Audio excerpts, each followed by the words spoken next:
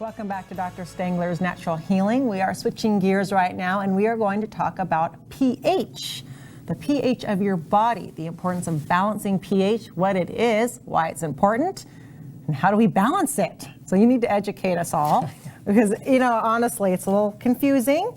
There are books out there, maintain your pH. You must have this pH.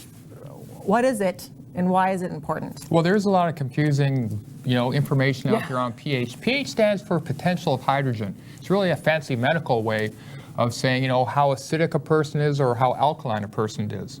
So in our body, in our blood, in our urine, in our cells, our tissues, we have to maintain a certain pH value for the body to function, and to be healthy. Like our blood, for example, maintains a very narrow pH range of about 7.35 to 7.4, a very narrow range. And it will do whatever it has to maintain that narrow range. Including it will pull minerals out from your bones like calcium. So for example, let's say you just drank a soda pop. Mm-hmm. People think, well, soda pop can lead to bone loss. Well, yeah, it leads to bone loss because it makes you more acidic internally in the blood, and then your body responds with pulling calcium out of the bones to neutralize that, to alkalinize. So most people you see in your clinic are quote unquote acidic. It is true, which would make sense if you look at the standard American diet, which of course the abbreviation is SAD, right, SAD diet, people are too acidic. Then you combine it with things like high stress, that makes people acidic, pharmaceutical medications, chronic infections, say like chronic fungal infections, for example, that makes the body acidic as well. Other toxins like heavy metals, like mercury and aluminum, all these things contribute to making a person acidic. And your cells, the enzymes in your cells function in a very narrow pH range. So if you're too acidic, the enzymes in your body can't function properly. And that includes for energy production, how your immune system works and detoxifies in your cells. It's very, very interesting. There's even been studies done on pH with osteoporosis. So if you're too acidic, you're more apt, again, to lose bones, we talked about. And there was one study that was done in the Journal of Cell Biochemistry, and they found that abnormalities in the pH could turn on the genes involved in breast cancer. So these things have been studied.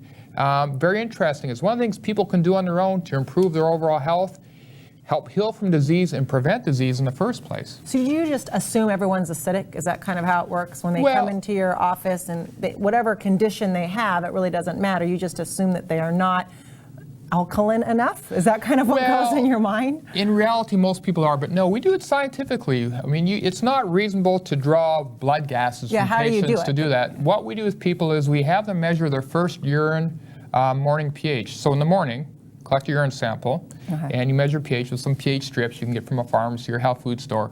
And we look for them to have a range of about 6.6 to 7. And that reflects what's going on inside the body's tissues and cells and in blood. Obviously a more practical way to do it. But most people, when they first start testing, they're like 5.8, maybe 6.0, quite acidic. And it's interesting as we work with their diet, which we'll talk about, and they get more alkaline, they do feel better. Better mood, better energy, better skin, so it is quite interesting. But yes, we have patients test their morning urine pH for 5 days in a row, 5 mornings in a row, and then take the average. Okay. And there are some people very health conscious, doing fresh juicing, eating very healthily, they're at a good range, but most people aren't, at least initially. Okay, so there's obviously some advantages to being less acidic. So what can you do, what can you eat then to be not so acidic?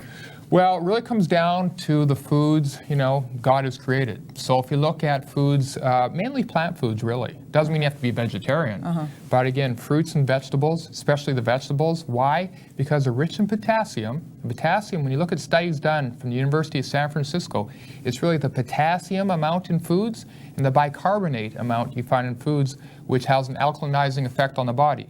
You see all these books out there and they say this food's acidic, and other book says it's not acidic, and they all contradict. But actually good research has been done, University of San Francisco, in my opinion, has cleared up the confusion. That's what I go by, and we find it works well with patients. And so more fruits, especially vegetables. And then of course we've got to balance it out with the foods which are acidic or acidifying. So sugar, it's very acidic. Of course, Americans, we eat a lot of that. Yes, we don't need extra sugar. Get a lot of that. Right. Grains are acidic, even if it's whole wheat. Now, yes, your white breads and grains are more acidic. We also have things like red meat is acidic. Doesn't mean you can't have it, but it's acidic as well. Salt's acidic. So you can have these foods in moderation, but you got to eat enough of the plant foods to balance out the acidic effects of the acidic foods. Okay, so if you're sitting down to dinner, on your plate you want more vegetables than red meat. Well, I recommend this to become more alkaline and healthy. 50% vegetables, 25% carbs, preferably complex carbs, you know, good carbohydrates. It can be a little bit of fruit in there, and 25% protein. Okay. So chicken, eggs, meat, fish, even better. So that's a good balance. That will help to alkalinize people, help alkalinize their blood and their tissues. Now, does exercise help with any of this at all? Yes, exercise will reduce your stress hormones, which, when they're at high levels, make you more acidic. So in the long run, yes, it will make you more alkaline. You need, okay.